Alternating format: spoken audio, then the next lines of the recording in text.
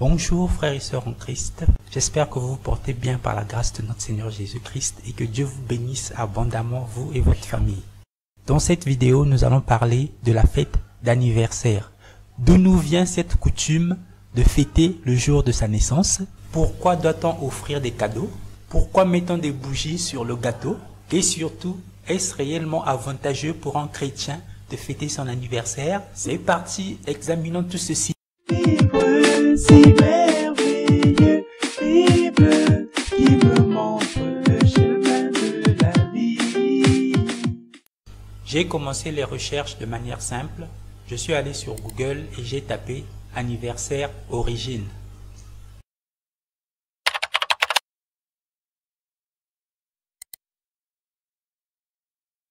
Ensuite, j'ai cliqué sur le premier lien qui s'est affiché et qui était une page Wikipédia. Vous pourrez retrouver les sources dans la description. Bref, ça fait beaucoup de lecture, mais rassurez-vous, je vous résume tout ça. Origine de la célébration des anniversaires. Dans l'Antiquité, les anniversaires étaient réservés aux empereurs et ils donnaient lieu à des sacrifices humains. Nous trouvons Marco Polo qui décrit au XIIIe siècle les festivités lors de l'anniversaire de l'empereur de Chine, Kubilai Khan. Au Moyen-Âge, il était difficile de célébrer son anniversaire à cause de l'Église catholique romaine qui interdisait ces pratiques parce qu'elles étaient d'origine païenne. Cependant, et je cite, « Dans l'Occident chrétien, la fête de naissance sent le paganisme des empereurs romains qui avaient érigé la commémoration annuelle de leur naissance en une fête religieuse obligatoire avec persécution des chrétiens en guise d'animation. » Fin de citation. La célébration du jour de la naissance réapparaît clairement à l'époque de la réforme protestante au XVIe siècle, à cause de l'astrologie et des horoscopes. Néanmoins, c'est au XIXe siècle que la célébration de l'anniversaire se répand dans la classe bourgeoise, puis à la classe ouvrière au XXe siècle. Origine et signification des vœux, du gâteau et des bougies, et des cadeaux. Veuillez noter que dans ce chapitre, je cite directement l'article Wikipédia. Tout ce que j'ai fait, c'est modifier un peu l'ordre des phrases. Allons-y. Les diverses coutumes que l'on observe aujourd'hui lors des anniversaires ont une longue histoire. Leurs origines sont liées à la magie et à la religion. Jusqu'au IVe siècle, le christianisme a rejeté la célébration des anniversaires, les considérant comme une coutume païenne. Les Grecs et les Romains croyaient qu'à chaque humain s'attachait un esprit protecteur ou démon qui assistait à sa naissance et veillait sur lui durant sa vie. Cet esprit était en relation mystique avec le Dieu dont l'anniversaire correspondait au jour de la naissance de l'individu. Cette croyance a fait son chemin et se retrouve dans les notions d'ange gardien, de marraine fée et de saint patron. La coutume consistant à allumer des bougies sur les gâteaux a commencé avec les Grecs.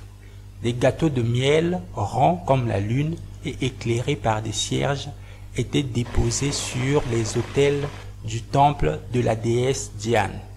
La croyance populaire attribue aux bougies d'anniversaire le pouvoir magique d'exaucer les souhaits. Les cierges allumés et les feux sacrificiels ont toujours eu une signification mystique particulière depuis que l'homme a commencé à dresser des autels à ses dieux. Les bougies sont donc un hommage à l'enfant qui fête son anniversaire. Elles lui font honneur et lui portent chance. Les souhaits d'anniversaire et le vœu de bonheur font partie intégrante de la fête. Cette croyance prend ses racines dans la magie. Les souhaits d'anniversaire peuvent faire du bien ou du mal, parce que l'on est proche du monde des esprits à ce moment précis. Les pratiques en usage dans les temps anciens qui consistaient à adresser des félicitations, à fêter l'événement et à offrir des cadeaux étaient censées protéger des esprits mauvais celui qui célébrait son anniversaire. On assurait ainsi sa sécurité pour l'année à venir. Origine de la chanson Joyeux anniversaire. La mélodie de la chanson Joyeux anniversaire a été composée par deux sœurs américaines, Patty Hill et Mildred Hill en 1893. Elles étaient toutes deux institutrices et avaient composé la chanson intitulée Good Morning to All pour leurs jeunes élèves. Les élèves aimaient tellement la chanson qu'ils se sont mis à la chanter lors des fêtes d'anniversaire. Ce sont donc les enfants qui ont modifié les paroles de la chanson de Good Morning to All à Joyeux anniversaire en y incluant le nom de la personne qui fêtait son anniversaire. Cependant, de nombreux historiens estiment qu'elles avaient simplement copié cette mélodie des chansons païennes de l'époque. Un chrétien doit-il fêter son anniversaire? Dans la Bible entière, on ne parle que de deux fêtes d'anniversaire, une dans l'Ancien Testament et une dans le Nouveau Testament. Dans l'Ancien Testament, nous pouvons lire en Genèse 40, versets 20 à 22, « Le troisième jour, jour de la naissance de Pharaon, il fit un festin à tous ses serviteurs, et il éleva la tête du chef des échansons et la tête du chef des panetiers au milieu de ses serviteurs. Il rétablit le chef des échansons dans sa charge des chansons pour qu'il mit la coupe dans la main de Pharaon. Mais il fit pendre le chef de panetier selon l'explication que Joseph leur avait donnée. » Nous voyons ici que l'Ancien Testament confirme ce que l'histoire a dit, à savoir que la fête d'anniversaire était une fête païenne et qu'il y avait des sacrifices humains. Passons maintenant au Nouveau Testament.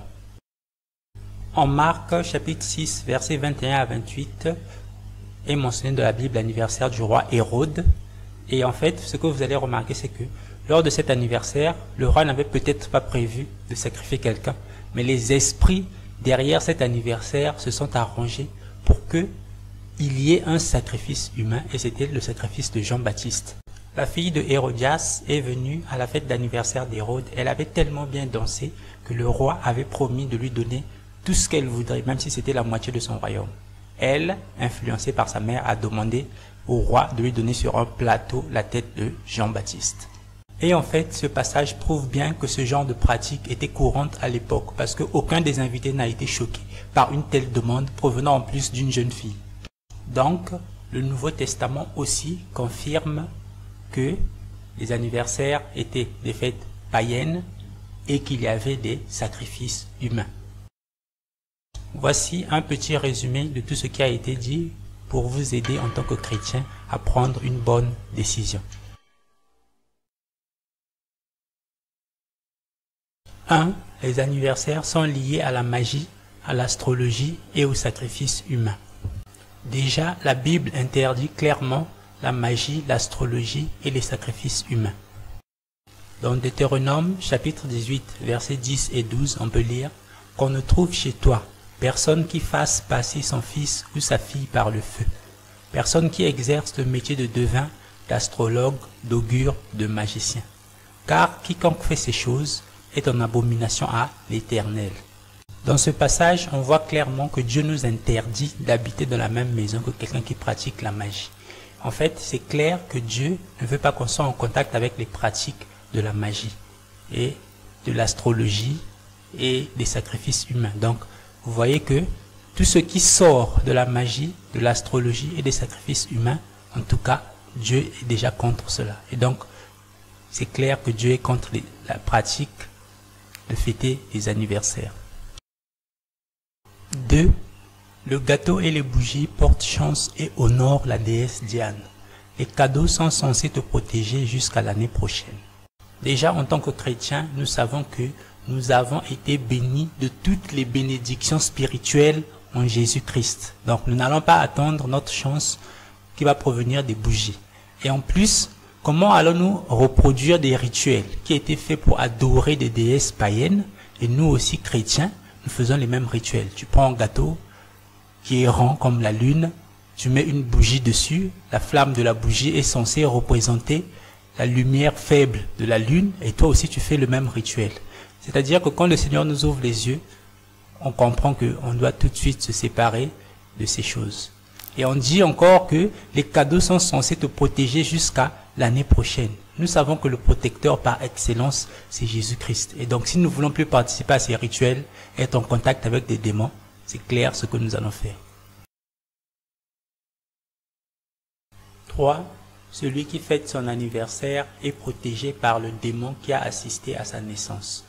Frères et sœurs, c'est grave les choses que j'ai lues ici dans cet article. Et c'est clair, c'est même pas caché. C'est-à-dire que vous voyez clairement que on nous fait participer à des rituels, à des choses sataniques, simplement parce qu'on ne pense pas à vérifier ce que nous faisons comme chose quotidiennement, chaque jour. Et donc ici, quand on te dit que il y a un démon qui assiste à ta naissance et qui te protège lorsque tu fêtes ton anniversaire, toi, est-ce que en tant que chrétien, tu es protégé par un démon? Et si un démon entre en contact avec toi, est-ce qu'il viendra réellement pour te protéger? Nous savons que Satan ne vient que pour dérober, égorger, tuer, détruire. Donc, personnellement, déjà par rapport à ce point-là, quand j'ai appris ça, je ne peux plus jamais fêter un anniversaire, ni souhaiter joyeux anniversaire à quelqu'un. Parce que c'est une manière aussi de participer à ces choses. La Bible dit plutôt, au psaume 127, verset 1, « Si l'Éternel ne bâtit la maison, ceux qui la bâtissent travaillent en vain. Si l'Éternel ne garde la ville, celui qui la garde veille en vain. » Donc, la véritable protection, ce n'est que Jésus-Christ et personne d'autre. «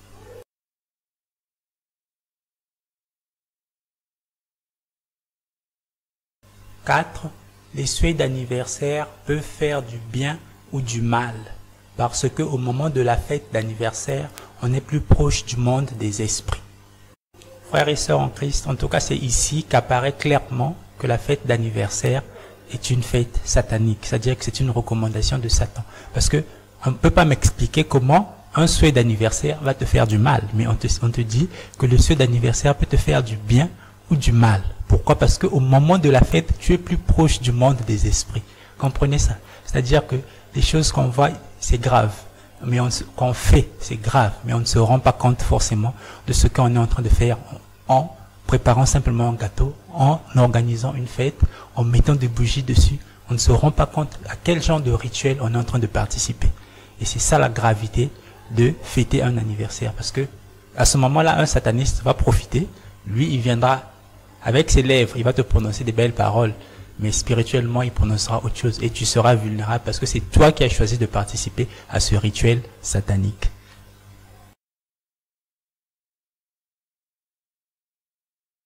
« 5. Pour animer leur fête d'anniversaire, les empereurs romains persécutaient les chrétiens. Et jusqu'au IVe siècle, les chrétiens ne fêtaient pas les anniversaires, les considérant comme une coutume païenne. Frères et sœurs en Christ, rendez-vous compte de la gravité de la situation. C'est-à-dire que ceux qui ont commencé avec les anniversaires avant toi, pour se réjouir, pour s'amuser, ils allaient persécuter les chrétiens. C'est-à-dire, toi aujourd'hui tu es chrétien, tu décides encore de fêter un anniversaire. Tu vois un peu à quoi tu es en train de participer. Parfois il y a un chrétien qui avait été tué ce jour-là, parce que c'était l'anniversaire d'un empereur romain. Et toi aujourd'hui, tu te décides encore, tu fêtes un anniversaire. C'est parce qu'on ne se rend pas compte en fait de ce que nous sommes en train de faire. Et deuxième point, on nous dit que les premiers chrétiens ne fêtaient pas les anniversaires parce que cette coutume était une coutume païenne. La Bible nous dit bien que Dieu ne change pas. Est-ce que entre-temps, Dieu est devenu païen pour que nous, chrétiens, on puisse maintenant participer à des rituels païens? Ou est-ce que cette coutume-là, Dieu a dit, bon, d'accord, c'était pour les païens, maintenant je fais ça passer, ça devient pour les chrétiens. Donc réfléchissons sérieusement. Réfléchissons sérieusement sur ce que nous faisons lorsque nous fêtons les anniversaires.